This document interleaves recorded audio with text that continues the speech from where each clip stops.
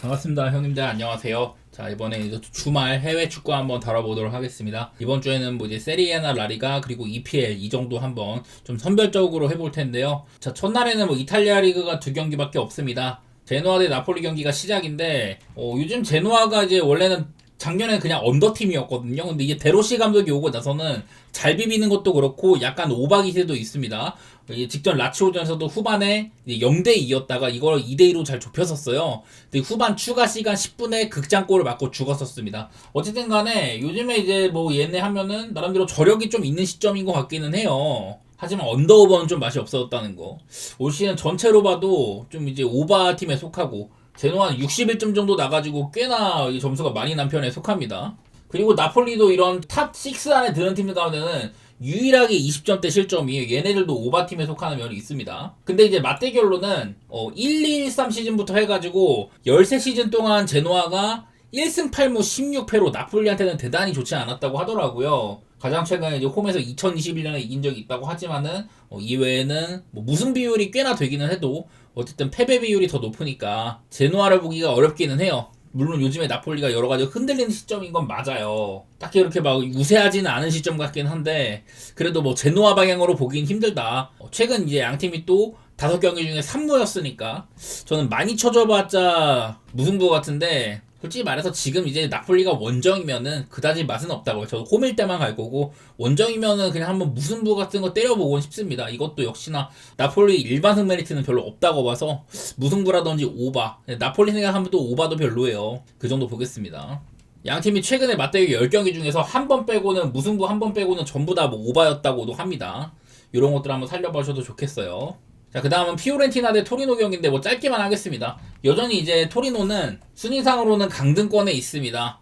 요즘에 그리고 토리노도 하락세가 명확했었는데 직전 경에서 이제 홈에서 레체를 잡고 한숨 돌렸습니다. 레체도 노답팀이죠.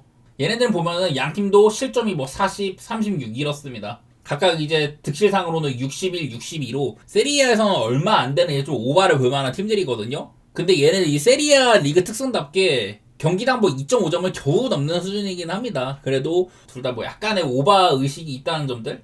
맞대결로는 뭐 크게 볼 건 없는데 최근에 몇 년간 또 무승부도 상당히 많았고 대체로는 뭐 그래도 피오렌티나가 약간씩은 우리우리한 면모가 있긴 하더라고요. 저는 이 경기는 그냥 뭐 오바 정도만 볼 텐데 야 이게 최근에 한 8시즌 동안에는 무승부 내지 한 점차 게임만 계속 나왔던지라서 올 시즌에는 뭐 사실 토리노가 수비적인 약점이 있더라도 피오렌티나를 믿을 수가 없기에 어느 한쪽 고르기에는 복잡해 보이네요. 다음은 이제 라이오 바이카노랑 오비에도입니다. 여기도 이제 극악의 언더팀들입니다. 둘 다 이렇게 좀 최하위권에 있는 애들인데 라이오 바이카노가 48점, 오비에도가 이제 46점으로 경기당 2점씩을 겨우 넘기는 개 언더팀이라는 거예요.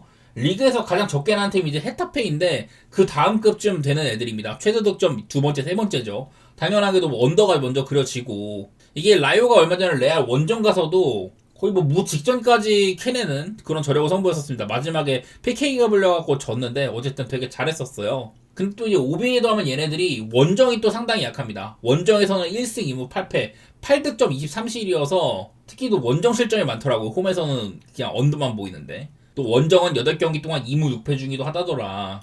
그만큼 이렇게 양팀의 홈이랑 원정 편차가 좀 있을 만한 것 같아서 저는 뭐 라이오 방향으로 보고 싶은 매치예요. 이 경기는 언더도 좋은데 사실 라이오가 배당이 조금만 더 잘 나왔으면 저는 일반승까지 받겠지만은 그냥 뭐 라이오의 햄무 정도만 우선시 해보겠습니다. 자, 그 다음은 바르셀로나 대 마요르카 경기입니다. 이 바르셀로나가 주중에 그 구강컵에서 2부 리그 알바세테랑 그 경기에서도 주전 자원들을 꽤나 많이 썼더라고요. 근데 이게 좀 어려운 경기였었습니다. 요즘에는 참 득점력이 상당했었는데 주전들을 그렇게 많이 썼는데도 사실 구강컵에서는 그렇게 막 드러나진 않았어요. 그래도 리그에서는 그냥 뭐 1장급이죠. 이게 한 경기를 덜 해가지고 뭐 2등에 있긴 하지만은 10경기 전승입니다. 31득점, 5실점. 그냥 무적인 셈이에요. 또 이제 마요르카한테 상대전적이 엄청난데, 얘네가 이제 2009년에 한번 원정 패배가 있었는데, 이후로는 19경기 동안 17승 2무.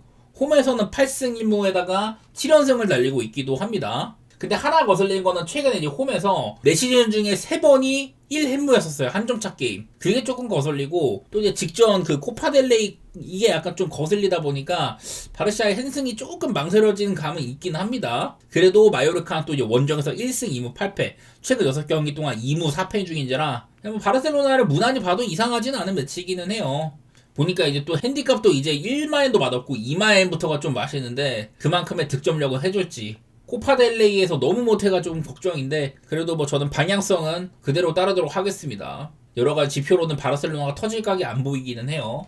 자, 그 다음으로 레알 소시에다드 대 엘체의 경기입니다. 일단은 엘체 후반기가 썩 좋지가 않아요. 그리고 얘네는 또 이제 원정인데 홈에서는 5승 5무 2패. 바로 직전 경기 이제 바르시한테 한번 진 거 그거가 해서 2패째고 대신에 원정은 올 시 0승 3무 6패로 원정에서 가장 적은 승점을 가져간 팀이 이 엘체였었습니다. 홈이랑 원정 편차가 대단히 큰 편이죠.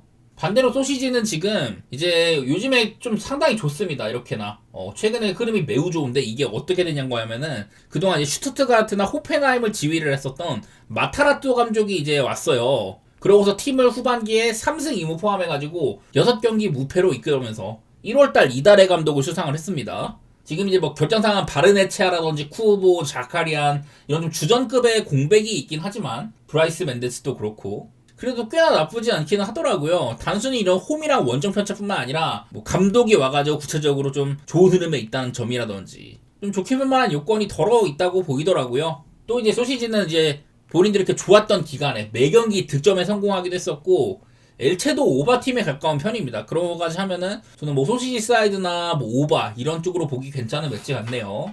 소시지도 막 이길 때도 그렇게 막 쉽게 마인하는 그림이 많이 없었다는 거. 헨스는 약간 부담되긴 하지만 저는 굳이 본다면 1마인도 같이 볼게요. 그리고 메뉴 대 토트넘도 있습니다. 토트넘이 이제 2023년부터 해가지고 메뉴전 8경기 동안 유로파 결승전까지 포함을 해가지고 맞대결을 5승 3무로 대단히 잘 치렀다고 합니다. 근데 하지만 지금 토트넘은 이렇게나 전 포지션에 걸쳐가지고 부상자가 너무 많아요. 총 13명에 달한다고 하던데 사실 뭐 여기에 적혀있지 않은 이제 2명의 센터백조차 지금 약간 의구심이 드는 상황입니다. 여기다가 뭐 이제 프랑크 감독 경질설에다가 리그에서는 지금 뭐 3무 2패 중이고 새해 들어서는 지금 6경기째 리그에서 승리가 없었다고 하더라고요. 그나마 이제 상대 전적이 대단히 좋았던 맨시티한테 처음에 2대0으로 끌려가다가 후반전에 2점을 넣어가지고 비겼다. 이런 것들도 뭐 정실력이 드러나는 부분이긴 하지만은 워낙에 지금 메뉴는 캐릭이 맞고 나서 뭐 맨시티 무너뜨려 아스날 무너뜨려 여기다가 또 풀럼전에서 세슈코의 결승골까지 나오고 이러다 보니까 임팩트가 너무 강하네요. 그래서 지금은 토트넘의 반등보다는 그냥 무난하게 메뉴 쪽으로 보는 이런 선택이 조금 더 다가오는 것 같기는 합니다. 라이벌의식 생각하면 토트넘이 메뉴한테 상당히 강했다는 거 생각을 하면은 메뉴가 이기더라도 큰 점수차는 아닐 것 같은 그런 생각도 함께 해볼게요. 자, 그래서 오늘도 대체로 뭐 이런저런 기록들이 좀 많은데 근데 명확하게 볼만한 팀들이 너무 뭐 배당이 구리다든지 이것저것 뭐 언더나 고배당 각 볼만한 게임들 이런 것들이 몇 개 있는 것 같습니다. 뭐 이번 주는 뭔가 축구를 메인으로 삼을 만한 경기는 그다지 안 보이는데 그냥 좀 고배당 정도는 나쁘지 않을 것 같은 그런 느낌이 좀 있네요. 참고되셨기를 바라고 저는 좀 내일 뵙도록 하겠습니다. 감사합니다.